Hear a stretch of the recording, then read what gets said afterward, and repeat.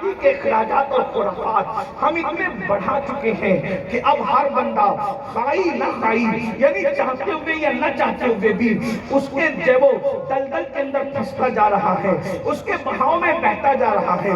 کوئی ہے جو اپنی عزت کو داؤ پہ لگا کر مصطفیٰ جان رحمت کی سنت کو زندہ کرے؟ ایک بات یاد رکھنا، اگر ہم نے آقا علیہ السلام کی سنت کو زندہ کیا یہ سوچ کر کہ میری عزت چلی جائے گی، تیرا ایمان کہتا ہے اگر سنت کو زندہ کرنے کے لیے عزت کو داؤ پہ لگایا عزت کبھی نہیں جائے گی۔ بے شک بے شک، کیوں؟ سبحان اللہ۔ عزت خرافات میں خرافات پر عمل کرنے میں نہیں ہے، عزت نبی کی سنت کو زندہ کرنے میں ہے۔ بے شک بے شک۔ اللہ پاک قرآن مقدس میں ارشاد فرماتا ہے وَلِلَّهِ الْعِزَّةُ وَلِرَسُولِهِ وَلِلْمُؤْمِنِينَ وَلَكِنَّ الْمُنَافِقِينَ لَا يَعْلَمُونَ۔ عزت تو اللہ کے لیے ہے، عزت تو اللہ کے رسول کے لیے ہے، اور عزت تو نبی کے غلاموں کے لیے ہے، مگر منافقین نہیں جانتے۔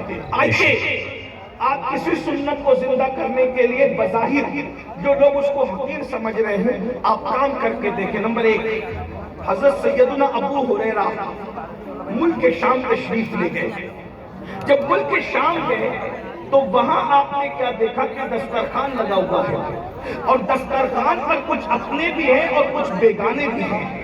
حضرت سیدنا ابو ہریرہ کے ہاتھ سے لقمہ زمین پہ گر گیا۔